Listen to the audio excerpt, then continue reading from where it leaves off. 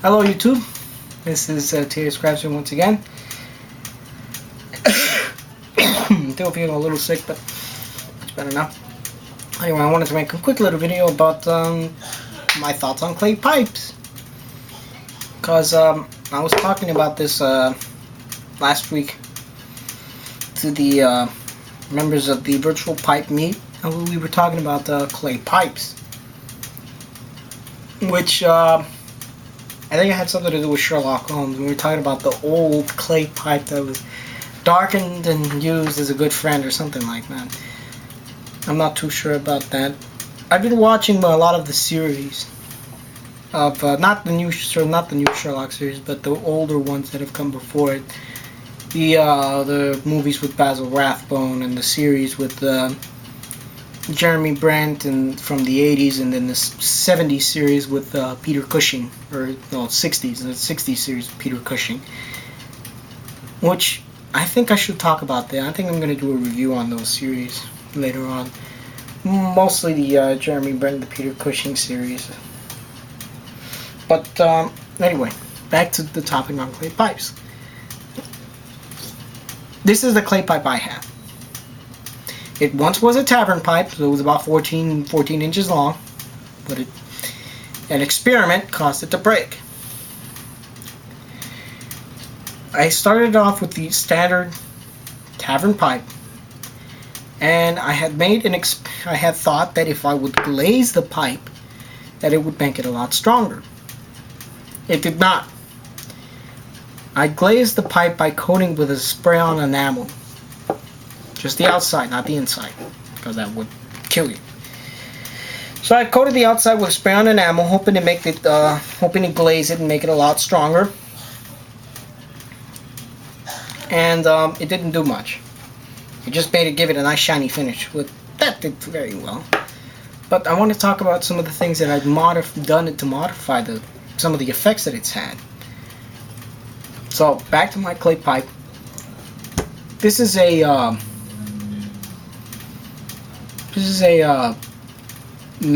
bit from a Black and Mild. This is a wooden bit. It's because for this, since this is a small pipe, I can easily clench it, which was a lot difficult to get on. If you have the Black and Mild with the plastic tip, that one you just push that in and it goes in very easily. Which is something I would recommend for clay pipes. Just get a Black and Mild. Which don't smoke the Black and Mild, because here's the Black and Mild, and I want to show you guys something. This wrapping is not tobacco. It's actually made of cardboard.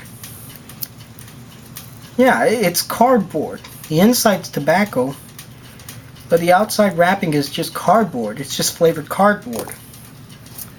So don't smoke the Black and Mild, which is why I still have it.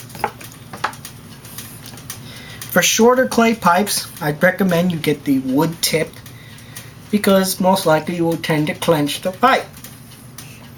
For the longer tavern pipes that you will not be clenching, I'd recommend you get the plastic tip, because it's softer and it's more flexible. You won't be clenching a tavern pipe. I can assure you, you can't clench it. It's too long, it's too heavy. So for the longer clay pipes, use the plastic Black and Mild tip. For the shorter clay pipes, if you're going to be clenching it, use the wooden tips. If you're not going to be clenching it, use the plastic tips.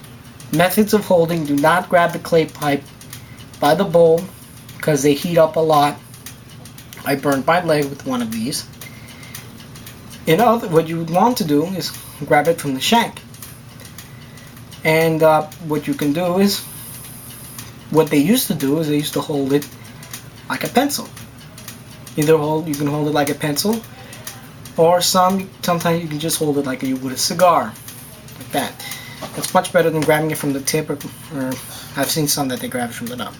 But anyway, that coating of enamel gave it a strange effect, which I don't know if you can see it due to my lighting, but the outside of the bowl has started to turn a type of yellowish, brownish, goldish color.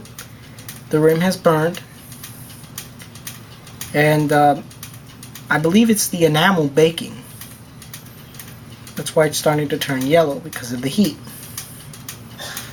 Which we were discussing is how to, that I mentioned this, and they were asking, can you color clay pipe? Well, I've been smoking this pipe.